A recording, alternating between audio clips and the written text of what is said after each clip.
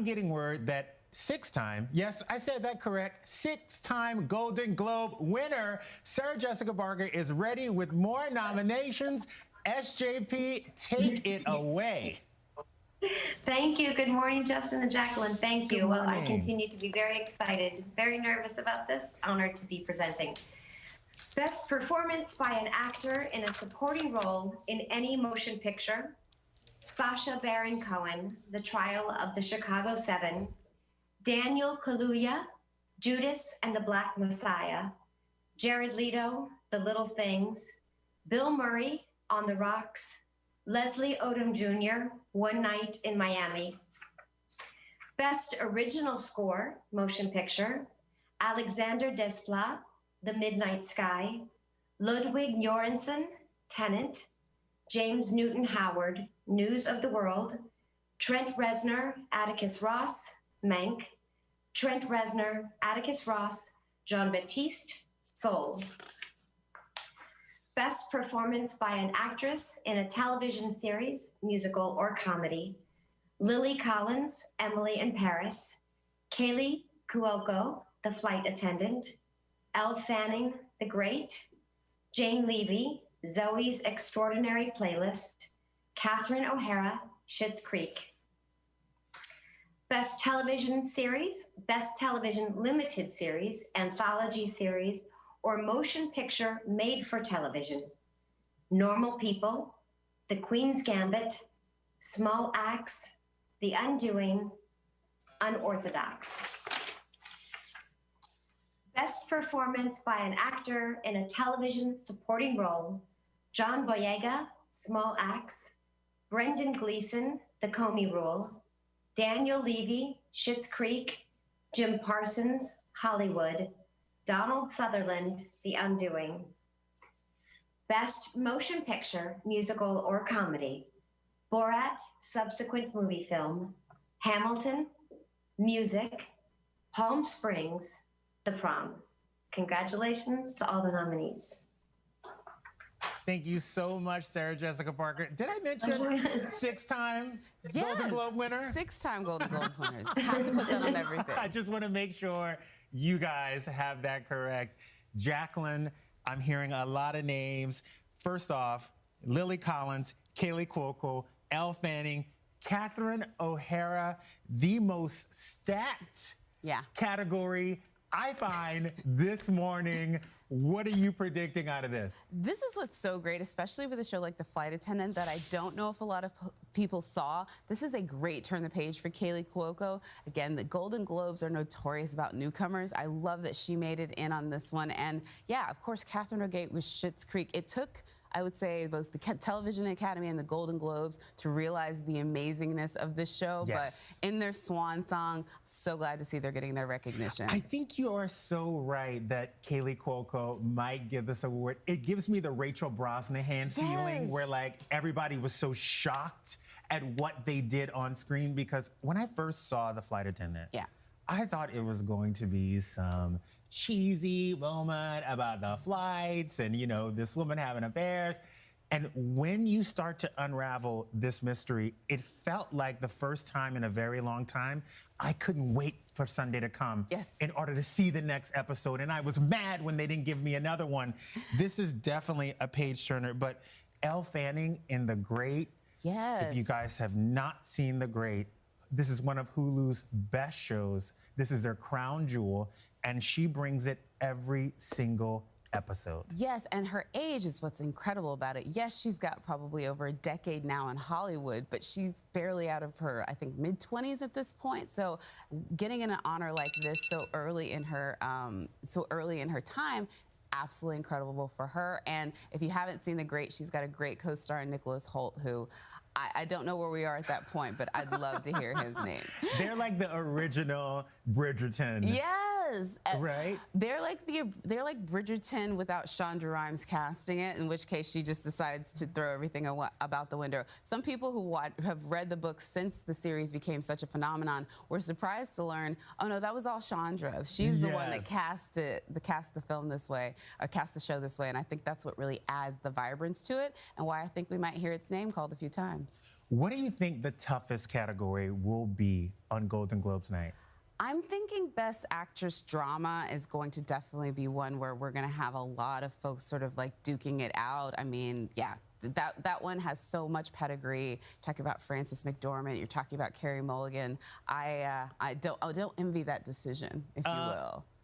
The one I don't want to see, because I'm scared, I have so many contenders in one category. The fight between Normal People, The Undoing, Queen's Gambit, and Unorthodox is going to be so hardcore. Yeah. I am scared for everyone involved. And each one of them have their own particular thing that I think gears them towards the Hollywood Foreign Press. Obviously, The Undoing with, you know, top-notch acting categories in that one. Also, The Orthodox, first newcomer. And then the Anya Taylor-Joy aspect of it, she also had a great film category this year. And they love it when they can have nominees that could potentially go across between the film and the television show. So these are things that all work in their favor as far as the history of the Hollywood Foreign Press, but we'll see what happens. Either way, I have a feeling that Anya Taylor-Joy is going to be one that fans are very much behind. It is one of the most popular pieces of content on Rotten Tomatoes right now. I have to say, the Hollywood Foreign Press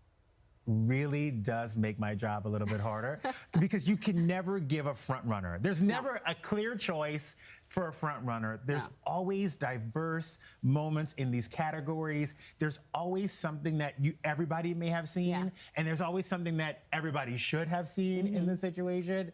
But what I always love, too, is that there's always movie stars involved. You know what I mean? There's always, like, Nicole Kidman in The Undoing, Hugh Grant, Ethan Hawke. Like, you have all of these movie stars going to TV, and we're having these people be recognized for that, especially at a time where movie stars didn't really do TV. It's kind of a changing landscape now. There used to be that huge division between television stars and movie stars, and then a couple years ago, you have Julia Roberts doing a limited series, and you know, you have people that have a certain pedigree decide, you know what, this is the time that I want to go ahead and explore a story on the small screen. Hugh Grant, before he did The Undoing, he had another role from a few years ago where he played a sort of disgraced politician, and that was it. That was a first step for him. I like, especially now, as we've seen the lines blurred between streaming, theatrical, what's considered a television film versus what's considered a movie that was maybe just sent to VOD. That is confusing. I know, it's so confusing. But what it means is, I think they're recognizing that when it comes to content, audiences don't always make that distinction. And so they just want to try and honor the best of what's out there. Yeah, I talked to an actor who's actually nominated today, and he was a movie star and went into TV, and he said the reason why he did the limited series was because the schedule is great and because these streaming services are now pushing the boundary, and you can't tell what's a film and what's a limited series because the subject matter is so strong and so out there, and they're willing to put it all on the line. Absolutely. Look at a show like The Watchmen. That was a complete departure on anything that we had seen, not only for a comic book show, but really for just an HBO series that was both historical and commentary like that, really pushing the envelope of things. And we all see how well it did at the Emmys. And also a boundary pusher for Regina King. And Regina King, of course, and it really sets a great stage up for her with One Night in Miami, which we'll see how the nominations play out for the rest of the day, but might see that called out a few times. She is the front runner. Yes. If there was a front runner. If there was a front runner. When it comes to these categories, because One Night in Miami is honestly one of the most beautifully shot films out there. And I will say, I have to give props to Vanessa Kirby before I go into One Night in Miami, because I know we're about to spend about 5 minutes on One Night in Miami.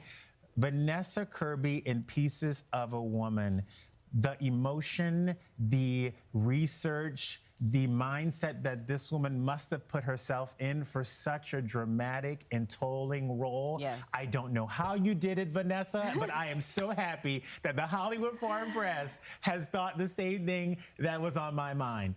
And for folks like us who saw her maybe for the first time in the Split, which was the M. Night Shyamalan movie from a few years ago with James McAvoy, I remember saying, because I actually got to see that on one of the very first showings ever, that girl is going to be a star, and it just keeps proving right after that. I mean, she also did Emma, which was a great thing for Focus, and her portrayal in that, I think, was incredible considering how many other women have played Emma before, including Gwyneth Paltrow in a very iconic version just a few years ago. So I'm really excited to see what she has to have next. She likes to do both independent film and more commercial things. I like that she's not scared of money. Yeah.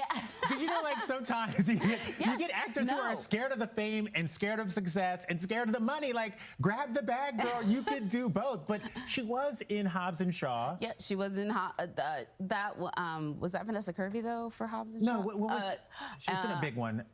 No, there was something she was in. It was a big Universal. Yes, a big Universal. Oh, that was Split. She Split. That's the one with M. Night Shyamalan. Yes, that's the big Universal film that I sort of like launched her onto that. She also did horror movies like The Witch. And yeah, she's just an actress that I think folks should keep an eye on. Bringing it to Vanessa Kirby, however, she's someone that folks recognized from The Crown when she played Prince Margaret, but what she does in Pieces of a Woman, I think makes people understand this is not just, you know, maybe a secondary character on a limited series that you like. This woman is going to be a force to reckon with, and the Pieces of Woman is probably one of the most intense female actor performances that you'll see this year. A lot of the other ones are more subtle, like Frances McDormand in Nomadland, but hers, she goes all out.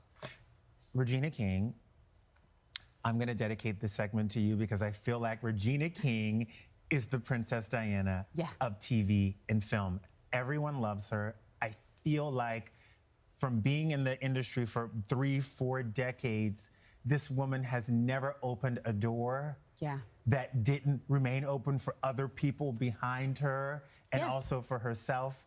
I think when you look at Regina King, we always hand her that gold statuette because she always shows up. She's always grateful, but she's always giving us a performance that cannot be paralleled.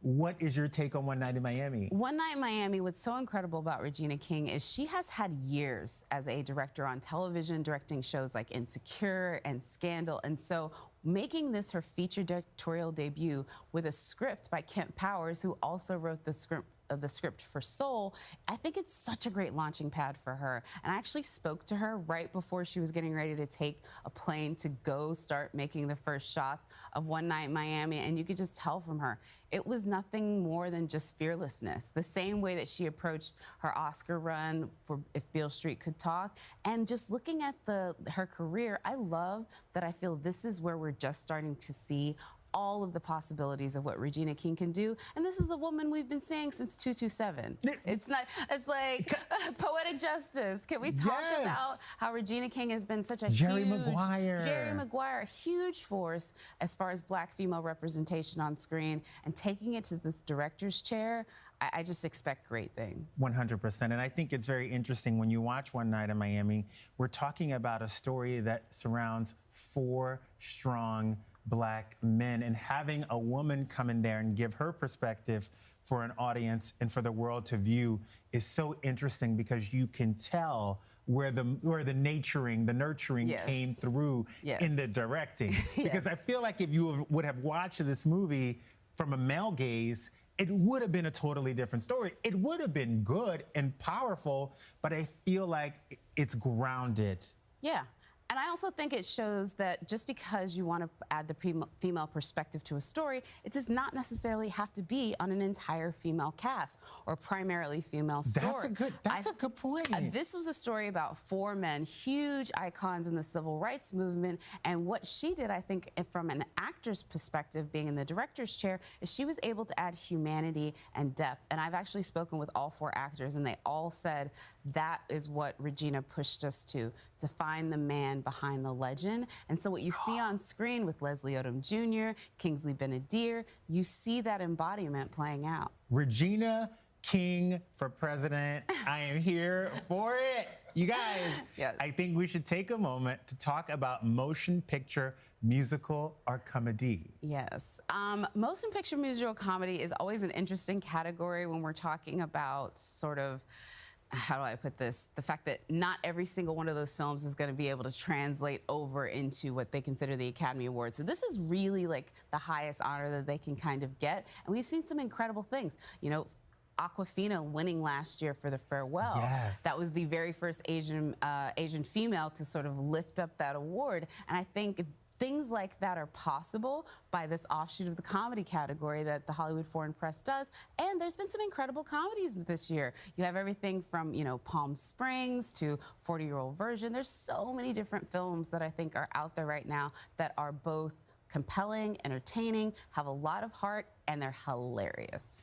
What I love about the Hollywood Foreign Press is I feel like sometimes movies that make a lot of money Yes. and that have, you know, a wide audience normally don't get the recognition that they deserve. I feel like the Oscars likes, if you didn't make a lot of money, if you took a pay cut, we're gonna nominate this photo, 10 people have seen it.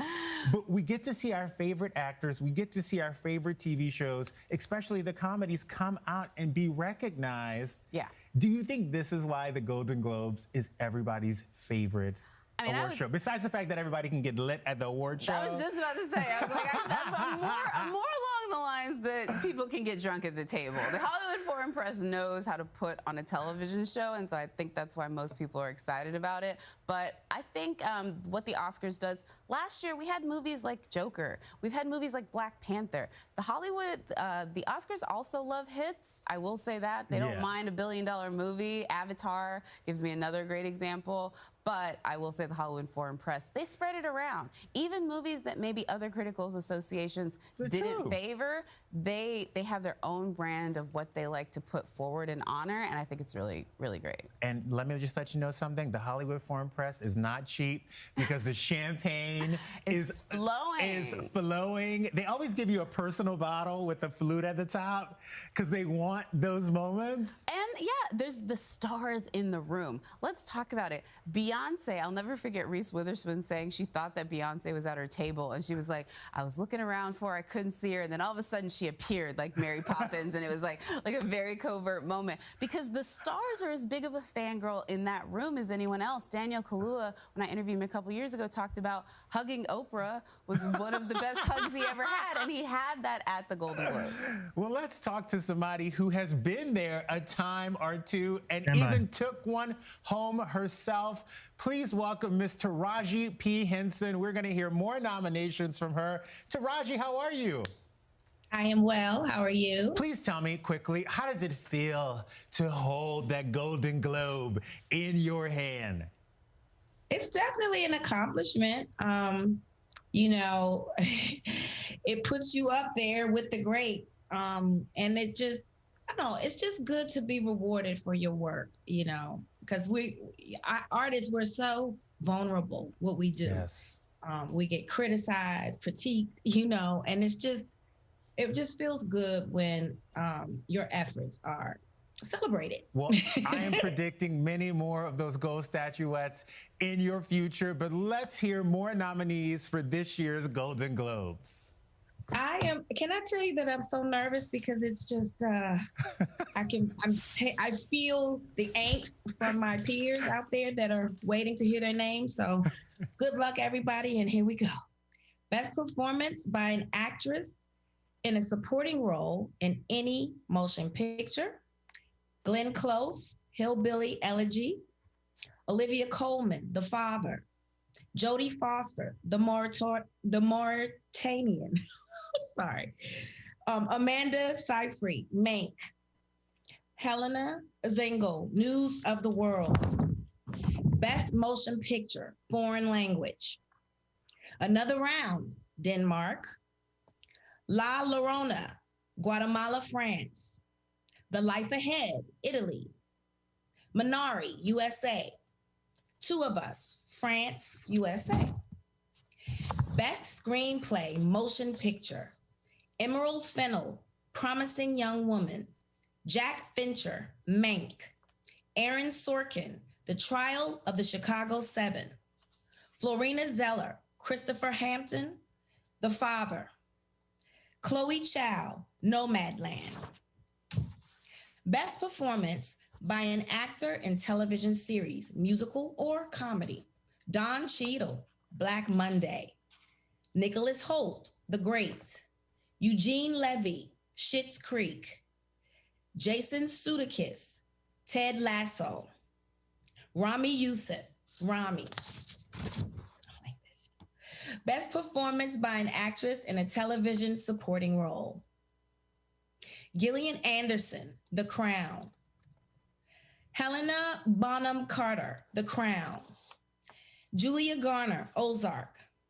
Annie Murphy, Schitt's Creek. Cynthia Nixon, Ratchet. Best Original Song, Motion Picture. Fight for You, Judas and the Black Messiah. Hear My Voice, The Trial of the Chicago 7.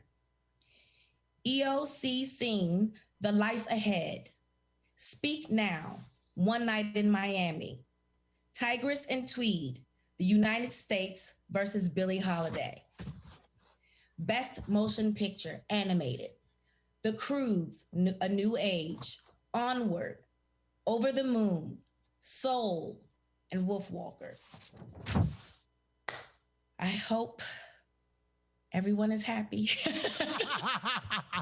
You survived, Taraji. I think everybody it is the most happy. Nerve-wracking thing to do, as you know, being on both. You know, I've been on this side before, and like the nerves that I have, like reading this, it's just.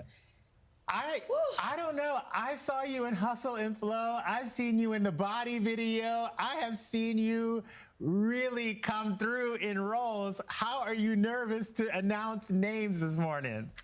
Because I just know the weight of it. And I just know, you know, my peers are out there, you know, their team, their agents, their publicists, everybody's worked really hard for this moment. And so I feel all of that. For sure. Well, you killed it. You took us home, and we love you for it. Thank you so much. Thank you so much. Have a good morning. Bye. Good luck, everyone. Stay safe. Thank you. How beautiful is she? I know. Also, like, I don't want to be like this, but the hair was amazing. And for folks that don't know, you can buy her product line, I believe, now at Target. So if you want to get those looks, make sure you pick up Taraji P Henson's product line. Oh, my God. What's the one standout from those categories? I would honestly say one of my things that I thought was completely interesting, too, was just looking at the fact that Billie Holiday was able to sneak in with Best Song. Leslie Odom Jr. is now a double nominee because he's also the songwriter on Let's Speak. These are some really, I think, a wide berth of categories that I didn't think people would see coming. Some of the folks that were named were expected, like Olivia Colman and also Julia Garner, but you know, a lot of new names in the mix. Let me ask you a question, because you're an expert on this. When there are two phenomenal actresses from one show competing with one another in supporting, like, you know, Gillian Anderson and Olivia Colman, who gave two unbelievable performances this year. Does it split the vote between the two of them? Typically, no. This has happened several times, both in the Academy Awards as well as in the Golden Globes. And usually there becomes a consensus pick. And so, like, the same thing we saw happen last year with with Scarlett Johansson. She was a double nominee for Best Lead Actress and for Jojo Rabbit. A lot of people, I said, kind of gravitated towards her Jojo Rabbit role, but the fact that it was a Best Actress, that kind of splits the vote. But within a category, they'll look at the two roles and they'll say, this is the one I think is better of the two. The queen. I think Gillian Anderson. I think Gillian, honestly, like, Olivia is amazing, but she's got her own hardware. I mean, she's sitting there with an Oscar win. She'll be just fine. But I would love to see Gillian Anderson up there to really sort of speak why she wanted to play Margaret Thatcher. People don't realize she's also an Anglophile. She splits between English and British, both in her accent and in everything else. She's one of these people that literally has a dual accent. That is amazing. That's why she sounds so good as Margaret Thatcher. I love her as Margaret Thatcher. Well, that's all the time we have for today, folks. Thanks for tuning in to Live from E. Award season is just kicking off, and we'll be here every step of the way. We are nosy at E, so we will give you every angle, every shot that you need on those red carpets. We've had so much fun this morning, and I want to thank Sarah Jessica Parker and Taraji P Henson for joining us live. And Jacqueline, thank you for your insight. I mean, Rotten Tomatoes Tomatoes is we kind of pride ourselves on being the place where we have discussions. So I literally live all day long getting to talk about movies. I'm just so glad I got to do it here this morning with you. Thank you. And the Hollywood Foreign Press, thank you again for this opportunity. Don't forget to watch Tina Fey and Amy Poehler as they host the 78th Annual Golden Globe Awards on NBC February 28th. To see which of your favorite shows and TV shows take home the gold. You guys have a good day and enjoy this, what is it, Wednesday? I don't even know what day it is. It feels like you don't know. I was like, is it Wednesday today? You never know what day it is. Another day. I'm in a suit on a Wednesday. Bye, you guys. How fun.